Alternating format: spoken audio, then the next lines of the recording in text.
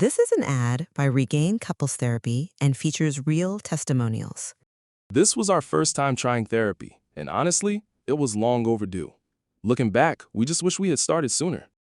Regain's qualified therapists help couples when they can't get there on their own. We thought it was intimacy issues, but Andrea helped us uncover a deeper root cause we hadn't even realized was there. Visit regain.com/couplespod to get 10% off your first month. Regain, powered by BetterHelp.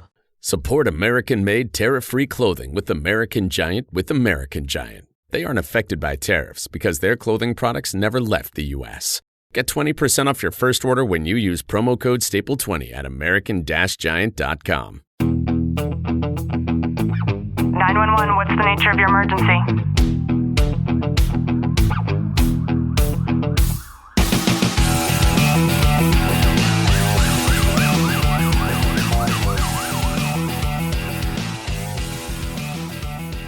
Welcome back to the Tactical Living Podcast. I'm your host, Ashley Wilton, joined by Sergeant Wilton. Clint, how are you? I'm good. I have such a cool concept for us to talk about today, and I've titled it When Your Kids Don't Want the Badge. But historically, if we look back to my parents, your parents' age, and then theirs, and then theirs, a lot of the times we had traditional family jobs. And the reason for that is because it was a lot easier for us to be able to teach everything to our children.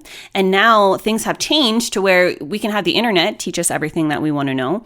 And because of that, I don't feel like we have this generational element of employment being passed down in the same way that we used to. And another element to that is that I also do not know a single officer who is trying to persuade their children to join law enforcement.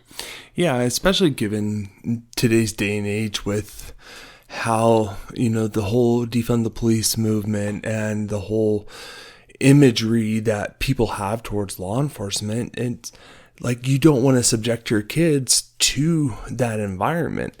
And I think over time, I was out 3 generations of working for the state prisons, and it wasn't assumed that me or my brother were going to go into that line of work, but we ultimately did because that's what we knew. We saw the perks with it, where you're seeing this transition away from that more and more. Like Ashley said, it's because of I don't want you to be subject to what I had to go through. Yeah, and I actually do want to say this, though. I don't like it.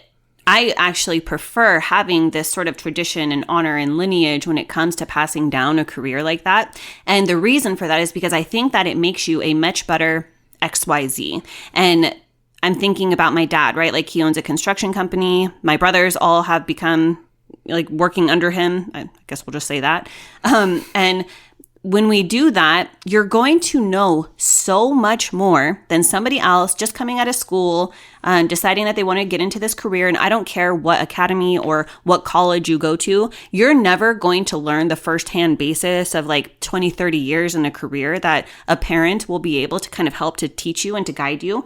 And that's why I think it's going to make you much better at your profession. And that's why I don't like it. I can understand it, right? But what was it like for you growing up when it comes to those types of conversations? Because it was your grandpa, your uncle, your dad, your brother. So what was that like for you? It's weird because it wasn't what enthralled me was the stories of, this riot, we did this, or this instance, we had this. It had nothing to do with that. It was more so of seeing the lifestyle that career afforded us to live growing up, and the retirements and the benefits and everything with it that led us to me and my brother both to say, okay, this is something that I want to go into. And I shouldn't say my brother because I don't know what he initially wanted to do, but he was given his son at a very early age and had to make some decisions pretty quick. But for me, I knew pretty early on, well, okay, I'm going into this line of work because I was looking at the retirement side of things as I want to retire when I'm 50. I don't want to work until I'm 65, 70 years old. And this career, this job path would allow me to do that. What was that transition like then, going into law enforcement and then like emotionally for you, like breaking apart and then going into law enforcement instead of corrections? That it was a great decision. For me, like working in corrections, like I didn't like the work. I wasn't enjoying it. I didn't like the distances I had to go. Like there was so much cons against it to where I didn't like being stagnant in one's place. And when I transitioned into law enforcement, it was like this, I get a mobile office. I get to move around every day. I get to see, be outside in the sunlight and get to experience life in general. No bashing on COs, right? We need them. They serve a purpose. And, I'm thankful for your entire family for having served in that capacity. However, after seeing you imprisoned for as many years as you were, that's the best way to describe it when you're a CO, and then seeing what it did to you emotionally versus the growth that took place after, like, you're right, it was the best decision that you could have made. Yeah, and for me in particular, like I needed that. I don't like being stagnant. I don't like being in one spot.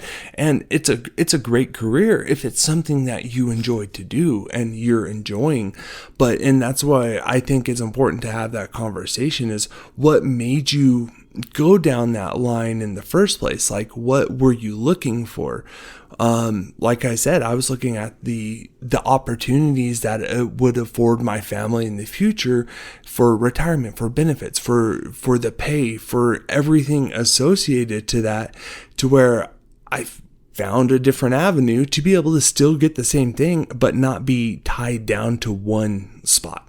Yeah. So let's say that you are that parent and, you had your baby and you raised your baby, and in your mind, you were thinking like that baby is one day going to grow up to be a firefighter, let's say. And let's say that they get older and then the conversation kind of turns and they want to become a dentist instead. And if you notice that your feelings start to get hurt because of their career choices, even at a young age, then eternally you might need to kind of have some self-reflection about the possibility of the dismantlement of a tradition. Yeah, and it's being able to be willing to accept it and support your kids on the path they want to go to. And it's really funny when you start breaking down things historically, going back way back in the past, is historically, you have kids always following their father's, their mother's footsteps on what their career path was. So like a blacksmith, like you learn the trade of a blacksmith growing up. It's an easier transition to where if you're a blacksmith going way back into those decades and a long time ago, instead of, okay, I learned how to be a blacksmith, now I'm going to go and learn how to be a farmer. Like it's doable, but it requires a lot more work to be able to change your expertise from one to another. I saw a video of the most beautiful baby, and he was being held up and standing on something, and in the background there was this gorgeous American flag and the national anthem is playing, and you look into this baby's bright blue eyes and you see how tear-filled they are. And the caption said, our nation's next soldier. And, what she was talking about is like how even a child so young can get emotional when hearing the national anthem. And so that caption alluded to the fact that, one day those types of small comments, or even like you look really good in uniform, something along those lines, it might create this pressure on an individual. I'm thinking of a female whose mother was a doctor, and that mother sent her to New York to go to college and, UCLA to go to college, and spent millions of dollars funding her education, funding her housing. That's not an exaggeration. That female is now a stripper. She thought she would be a doctor, right? And because that individual pressured her, like she decided to go like way left field, and turned out to be something completely different. And I think when you apply that kind of pressure on anybody, you can create these these unattainable expectations for that individual that if they don't want that, they're never going to make it. And it's also going to make them suffer in silence. Yeah, and it's being able to have those conversations and listen to your kids, listen to one another about what they want to do, and support them no matter what it is. Not holding on to they're going to do XYZ throughout their life. Ultimately, we all have free will and we're all going to make that own decision. Here's the thing. You can honor your legacy without needing it to be repeated. And I think that your sacrifice stands out on its own. It doesn't necessarily require replication in order for things to be meaningful. Yeah, being able to, highlight your own... your story does not mean it has to be your kids' stories or someone else's story. Being able to hold on to your own legacy and being able to shine bright in it is just an example, because even though, say you didn't motivate your kids and want them to, or you wanted them to go down the same path you did, but they chose not to, how many people did you impact throughout your career, to create your legacy that did you motivate to do? I think, too, it's important to just celebrate the bravery in your child choosing something different, because it takes a lot of courage to be able to step away from your family expectation and then to just recognize that strength. Like with you, Clint, becoming a police officer, it was actually... I would use the word detrimental. I think that's an appropriate word to describe the way that your mom felt about you becoming a police officer, and probably even to some extent still today, she thinks that like it's a death sentence for you. And the flip side of that is like seeing you take your dad to, law enforcement events and things, and like the pride and the just like shit ass grin on his face, where he's so proud. And not to say your mom isn't proud, but my point here is to just celebrate how hard it is for somebody to branch out, especially if it's like you and you're doing something in all regards better. Yeah, it's being able to know and garner that support from your family, from your loved ones, because ultimately they want to support you, whether they agree with it or not. But they could be holding on to something that they wanted to do that they never got to. Yeah, that's a good point. I hope you've gotten some value out of today's episode. If you have, do us a favor, drop a review, subscribe down below, and as always, know that I'm sending you a long, tight hug from my home to yours.